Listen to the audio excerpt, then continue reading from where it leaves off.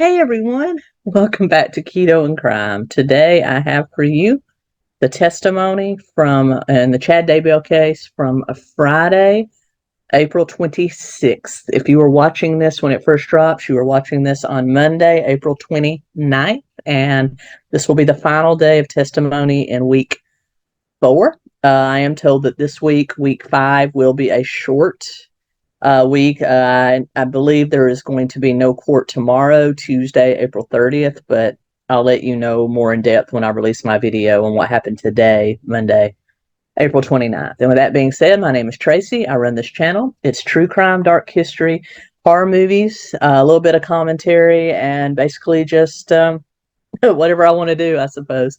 But I do try to keep it to those elements. And I do a holiday tree. So I've got Cinco de Mayo, my wonderful mother-in-law, who does most of the decorating. I can't take credit for all this. Got me this lovely doll from a thrift store that I'm just in love with. It's a lovely South American girl, Central American girl with a baby llama and a baby. And even though it's not technically Cinco de Mayo, I fell in love with it. I love unique handmade dolls, so this is neat.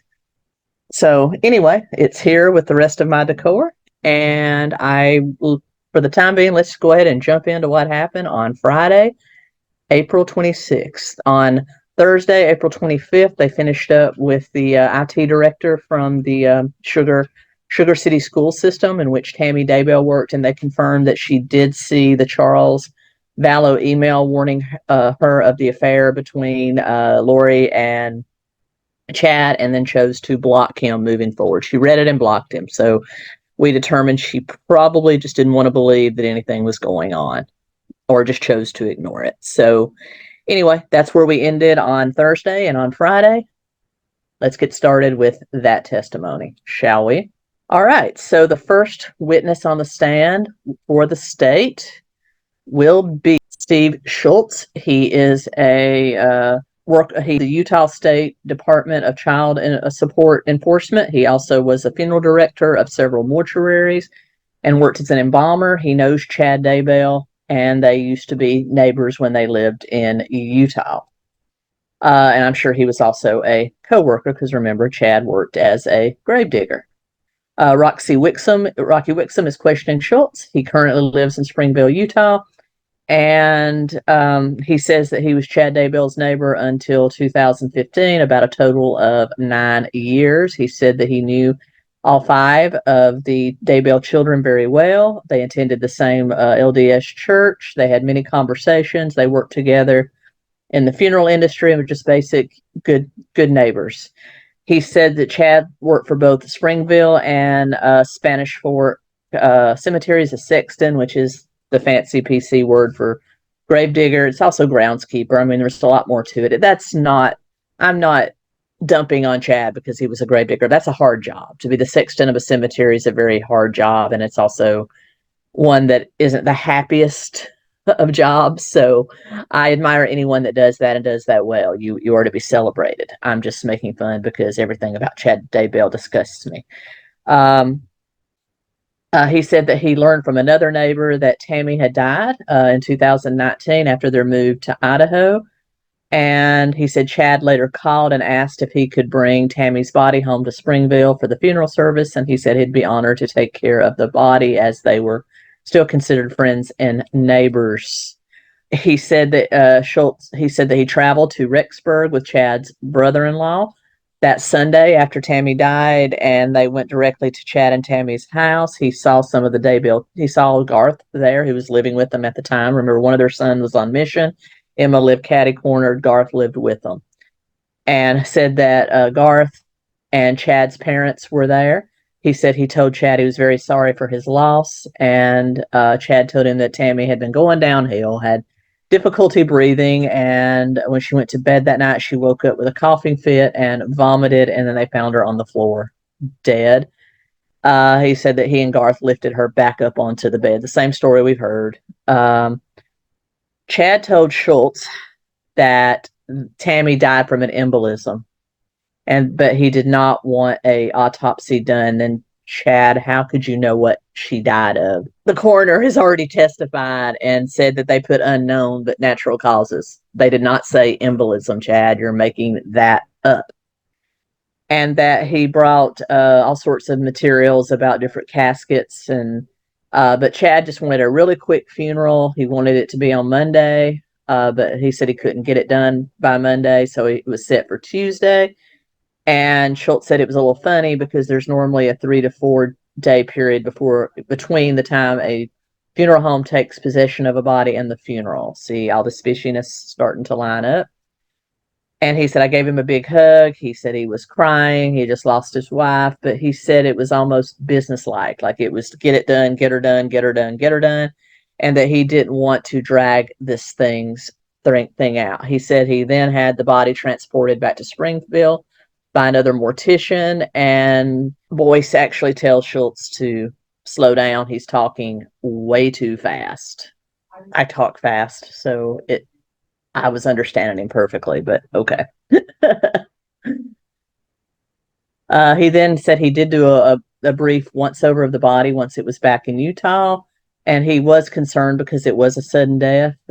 He said he understood that she was sick, but at 49 and as good a shape as she appeared to be in, it's pretty common that you can overcome most illnesses. But anyway, he said that Chad told him she was sick, had a chronic cough, just really downplaying, the fact that Tammy was a very healthy 49-year-old. I'm 49 right now, and not anywhere near as healthy as Tammy. And if my wife was having an affair and I suddenly died, I would want an autopsy done to see if there was shenanigans. Not that I think my wife would ever do that, but if my wife was Chad Daybell as a female, I would hope that somebody would have a autopsy done. He said that he saw some red flags as quick as Chad seemed to want to get the body in the ground. But anyway, that he was not allowed to do anything more than basic embalming. He said that he didn't notice anything suspicious on Tammy's body, such as broken bones or marks or ligature marks or anything like that. He said that he just didn't feel right that she was that healthy and passed away so suddenly, and that she was going to be in the ground, basically two or 3 days after she died. He just said there was just something didn't smell right. And he said that even Chad's brother-in-law thought that things were being funny. And Schultz said he actually asked the brother-in-law, Jason, if he thought Chad killed Tammy, and Jason is married to Tammy's sister, Samantha. Wixom tenders the witness, and Pryor is beginning his cross-examination. Schultz said, confirmed that he also knew Chad's parents. He also talked about all the police interviews that Schultz gave, and that to confirm he's talking about Jason Gwillem, who is married to Tammy's sister, Samantha. He goes, yes, that's who I'm talking about. Pryor asked Schultz if Chad was a good guy. He says yes. He still thinks Chad is a good person. Okay. Schultz said he told officers that Chad told him Tammy had been sick and he woke up to find her dead. Pryor asked if Jason knew Tammy was dealing with medical issues. He said, I can't confirm that. We didn't talk about that. He just asked, do you think Chad killed her? Pryor asked Schultz how long he worked as a mortician before he retired. Schultz said he worked as a mortician for 12 years. He asked what was the protocol if he found something with a body that should cause concern. Is he legally obligated to report it to law enforcement? He says typically not, because the coroner or the doctor usually go at unattended deaths, and he says he normally takes their word for it and does nothing. He didn't know if he's never recalled an instance where he had to report something, but he said this was just a gut feeling. Pryor says that he goes usually, Pryor says, so you usually go by the coroner? And he goes, yes. And so Pryor suggests, couldn't they be rushing the funeral process just to make the grief go faster? He says it's definitely possible. It just seemed really rushed. And Pryor asks if Chad said he wanted to hide anything. Schultz said no, but why would he tell me that if he did? He also reconfirmed with Schultz there was nothing to indicate violence on Tammy's body. And then they go to Chad's history as a gravedigger. He said, did they ever hand dig graves? And he says, no. They've ever since modernism, they've used backhoes to dig graves, and it's usually just a couple of minutes situation, and that Chad would be authorized to use the backhoe. Pryor makes it a point to confirm that Chad had no experience using a shovel to dig a grave. He said, I agree with this. In a modern cemetery, it's going to be with, heavy equipment. And then they said that 4 of the 5 Daybell kids were present at Tammy's funeral, as one of them was on a church mission, that Chad did break down at the funeral. And he said that as far as he could tell, all the emotion from the Daybell family was genuine. Chad appeared to be in great emotional distress. He was tugging on his hair. And then Pryor asked if he knew that Garth and Tammy were really close. He said he can't testify to that, but that Tammy was a great mother to all her children. He asked what Schultz says he thought of Chad as a brother, and he said that Jason actually defended Chad when Schultz asked him if he thought he killed Cammy. Schultz said yes, he did defend Chad, and then Pryor is done, and then Wixom will redirect. He asked what Jason's exact words were when he asked him if he thought Chad killed Tammy. He said, "Oh no, never, not him." Schultz says that he still thinks Chad is a good person. There were just some red flags that caused him concern. He said he's obviously a big believer in Doomsday and kind of pessimistic about it. And after he left Utah, he did get involved with a very fringe LDS Doomsday type of group, and that's combined with everything else caused the red flags. He did say he was concerned about how the funeral was rushed. And then Wixom rests. Pryor redirects one more time and asks, if someone writes books about death, does it mean they are comfortable with death? Schultz said, you need to rephrase that because I don't understand what that means. He says, just because someone writes books about topics that make people uncomfortable, does it mean they are comfortable with them? And he said Schultz said it just depends on the person. And then Schultz is released from his subpoena. Then the state calls Ron Arnold. Ron Arnold was a member of Tammy and Chad's church ward. And he was somebody that he was good friends with the Daybell's boy, Mark, who is currently was on his mission at the time of his mother's death, and that Chad taught him for 3.5 years as part of the ward school. Arnold says he worked as a real estate broker for Ron Arnold Realty and Rexburg. Ingrid Beatty is questioning him. She asked Arnold about September 21st, 2019. That was the day that David Warwick, Melanie Gibb, and Alex Cox were all with Chad to look at a piece of property in Salem, Idaho. He said that, yes, he was there. He showed them the property, though they did not buy it. And then he said that he received a call on October 19th from his bishop that said Tammy had died, and that he went over to the Daybell house to give his condolences and check on everyone. And he says that the kids were in different rooms of the house and that Chad seemed very distraught at the death of his wife. He said, I didn't know how Tammy died, but he did attend the memorial service they held in Rexburg, and that he wasn't, and after he spoke to Chad, who said he wasn't going to be living in the house much longer, he didn't feel comfortable living there. He was going to be staying in Rexburg with a friend. He said he was also going to go to Hawaii to help with a friend's biography, but he did not identify the friend. We all know who that Friends with Benefits was. Arnold said he met Lori Vallow in November of 2019 when Chad asked if he could bring his new wife to this house to meet.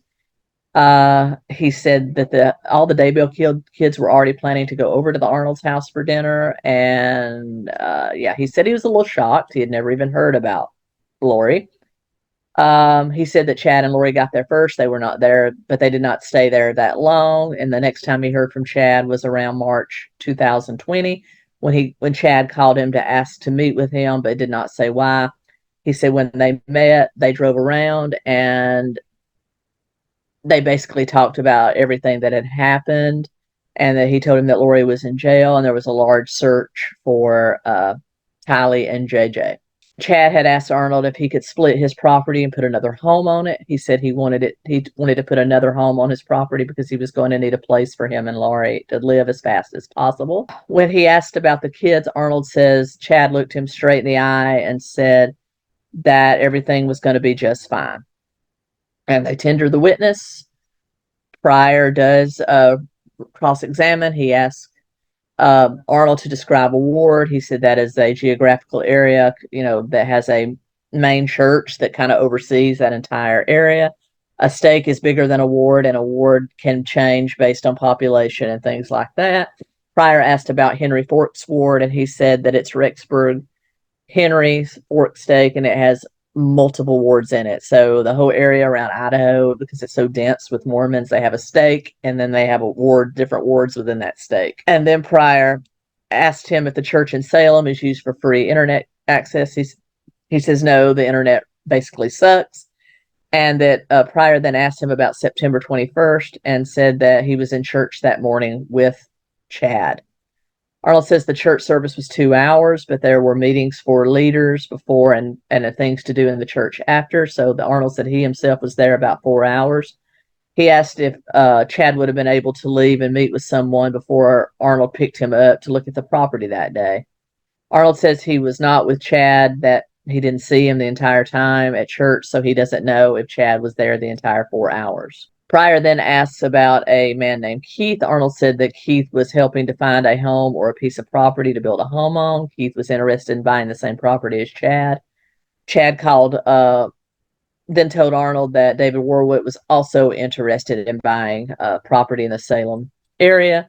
So they all went together to look at that piece of land, multiple birds, one stone.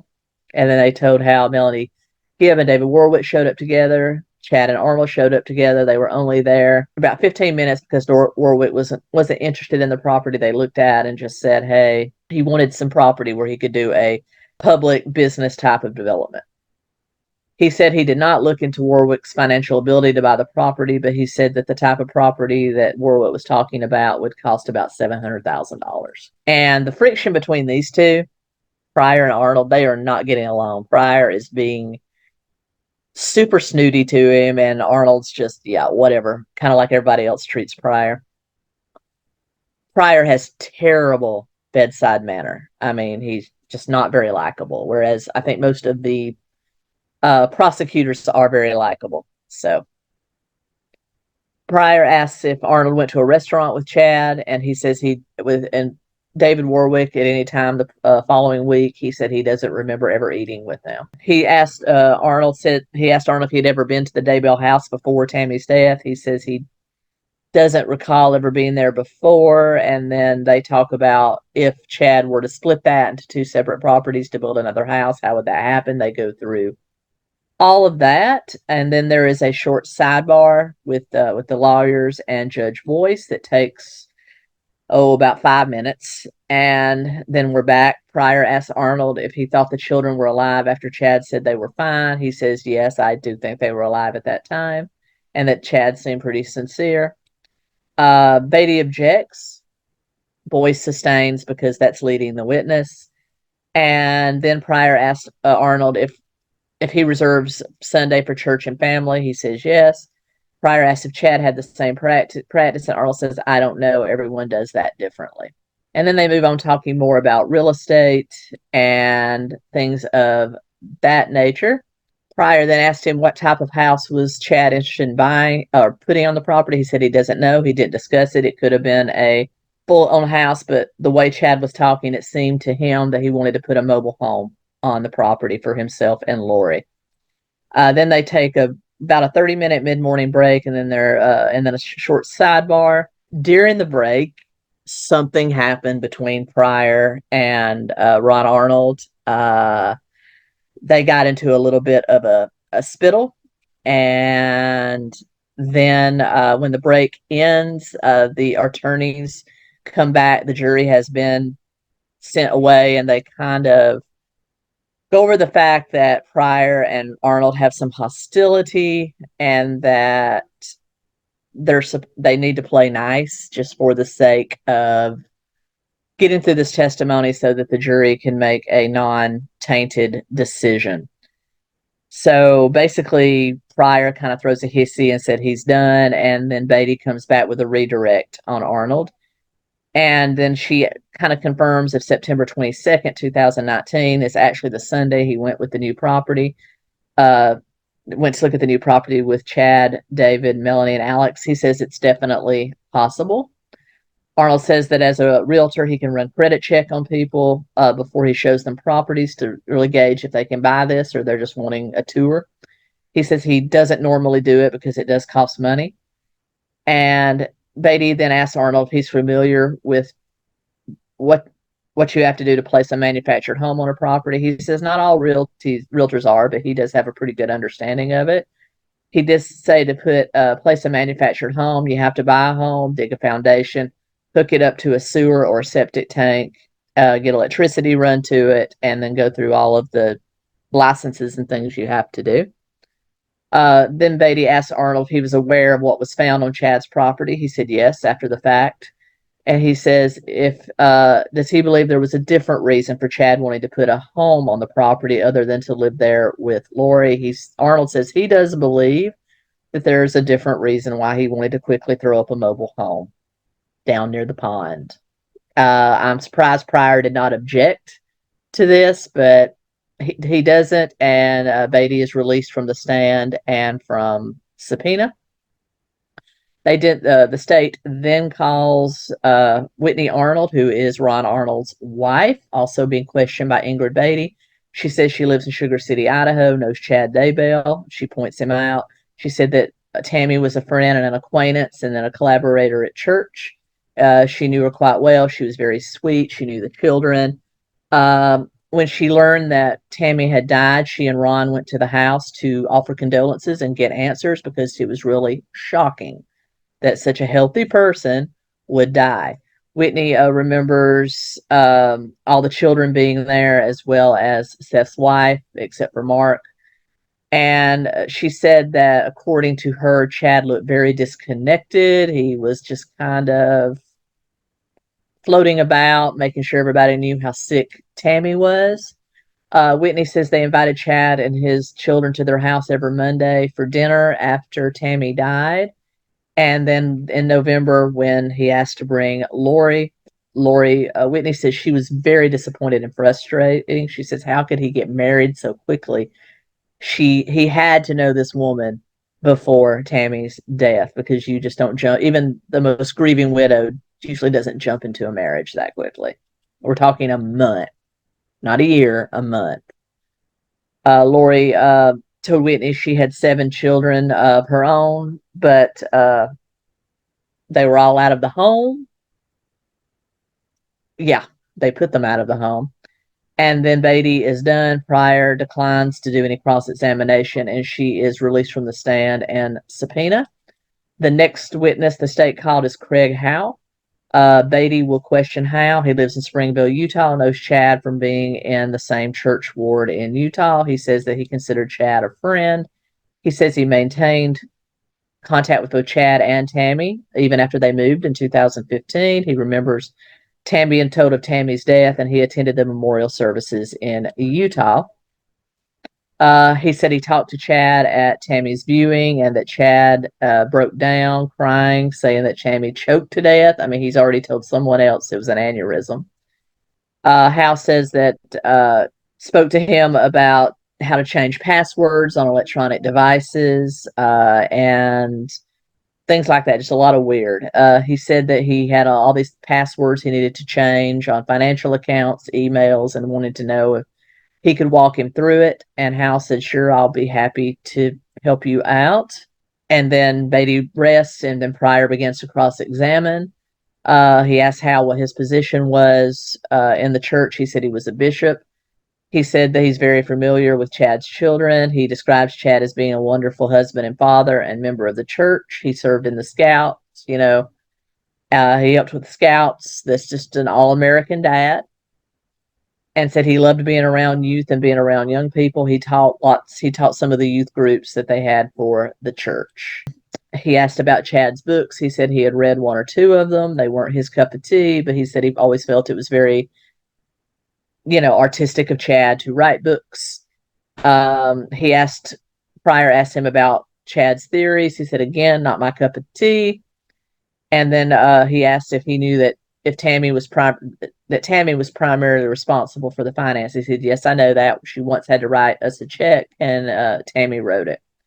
And so what Pryor is trying to insinuate here is that Chad asking for all the passwords on the accounts would be part of the mainstay of the finances from moving from Tammy to Chad, which under normal circumstances would be very normal. It's just a weird thing to bring up at the funeral. And then Pryor rests. Beatty will redirect. He asked Hal if he thought Chad's emotion was genuine, and that he seemed to think that they were, but he did say that it was strange to him about the passwords. And then there is a little short sidebar, and then they call Principal Rich Garner. He was the principal of Central Elementary School in Sugar City, Idaho, where Tammy worked. They talked about how Tammy was the librarian, did a good job, organized the computer lab, said she was very good with computers, often helped children with issues and teachers with issues. She covered lunchroom duty, outside duty, just like in the proper rotation, just like everyone did. And she offered to check the kids for lunch on her lunch break. So this woman, instead of eating her own lunch, would volunteer to help scan children through as they came through in their cafeteria. She said she was a real go-getter, highly energetic, and was well liked at the school. He never heard anything bad about her, never saw her being sick. Said she was really happy and energetic all day. He doesn't recall her taking a whole lot of sick days, if any. Says that basically he knew that she went to a Zumba class with some other teachers, and also saw her at a 5K and a 10K running. And said that he himself was working in his yard on September 7th, 2019. There was this 5K going on, so he and his wife rode their bikes over to watch it, and Tammy was there running, full on running it, not walking it. He said that there was no reason to believe Tammy wasn't healthy. He said he coached cross country and track, and said he had no issues about Tammy or even her daughter Emma being as active as they were. And then he said that he got a text from Tammy's neighbor saying, "We lost Tammy," and he was incredibly shocked. First he thought she meant she was leaving them for another job, but no, she died. He said he was stunned.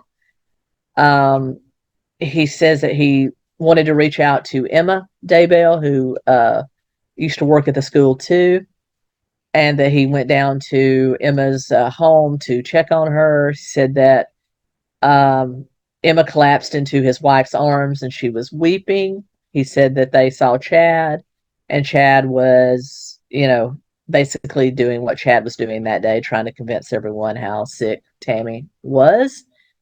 They did go to the memorial service in Idaho. Many of the teachers, some of them actually carpooled to Utah to go to the actual funeral.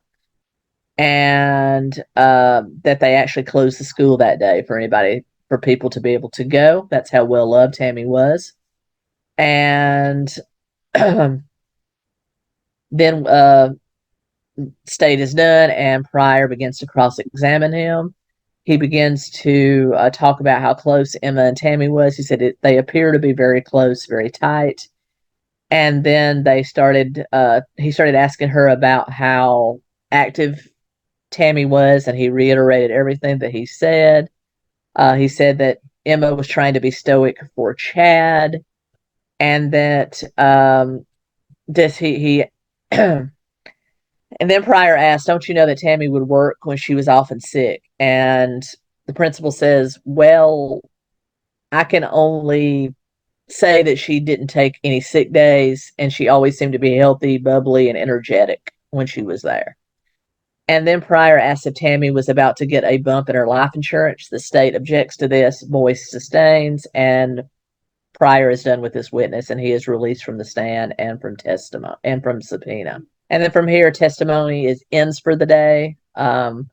So I'll be back tomorrow with what happens today, April 29th, in the Chad Daybell case. And until next time, keep them crowned.